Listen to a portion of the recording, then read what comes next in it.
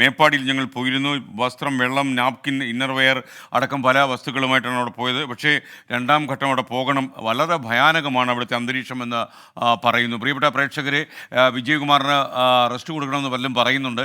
വിജയകുമാറിന് rest കൊടുക്കാനായിട്ട് ആഷ്മി താജ് ഇബ്രാഹിം അതുപോലെ K R Gopikrishnan അവിടെ ചേരുന്നു. നമ്മുടെ വാർത്താ സംഘം അതിവിപുലമായി അവിടെ നിലനിർത്തിയിട്ടുണ്ട്. നിങ്ങൾക്കറിയാം, വിവിധ പ്രദേശങ്ങൾ വാർത്താ സംഘം ക്യാമ്പ് ചെയ്യുന്നുണ്ട്. അവിടുത്തെ ജനങ്ങളുടെ കണ്ണീരും വേദനയും കണ്ണീരിൻ്റെ ഉപ്പും ഒക്കെ പ്രേക്ഷകരിലേക്ക് സന്നിവേശിപ്പിക്കാൻ വേണ്ടിയാണ് നമ്മുടെ വാർത്താ സംഘം രാപകൽ ഭേദമന്യേ അവിടെ തുടരുന്നത്. ഇനി ചാലിയാറിലേക്കാണ് അവിടെ വ്യാപകമായ തെരച്ചിൽ നടക്കുന്നതെന്നാണ് അവിടെ നിന്നുള്ള നമ്മുടെ പ്രതിനിധി സംഘം അറിയിക്കുന്നത്. സമീർ ബിൻ കരീം അവിടെ നിന്ന് ചേരുന്നു. ചാലിയാർ പുഴയ്ക്ക് സമീപം നിന്നാണ് ചേരുന്നത്. അവിടുത്തെ വനമേഖലയിലും തെരച്ചിൽ നടക്കും എന്നാണ് അറിയാൻ കഴിയുന്നത്. സമീർ, ലേറ്റസ്റ്റ് അപ്ഡേറ്റ്സ് എന്താണ്?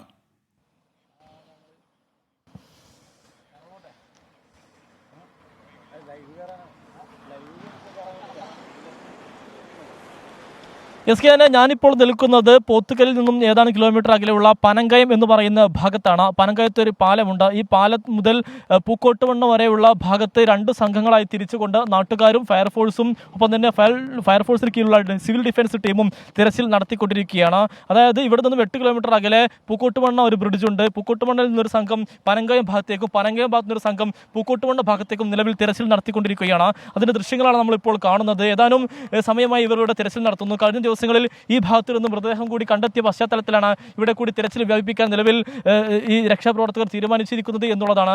കഴിഞ്ഞ ദിവസങ്ങളിലൊക്കെ തന്നെ ഈ ഭാഗത്ത് തിരച്ചിൽ നടത്തിയ ചില നാട്ടുകാർ നമ്മോടൊപ്പം ചേരുകയാണ്. അവർ ഇത്ര നേരം തിരച്ചിൽ നടത്തി അല്പം ഭക്ഷണം കഴിക്കുന്നതിന് വേണ്ടി മുറിയിലേക്ക് കയറി വന്ന ആളുകളാണ്.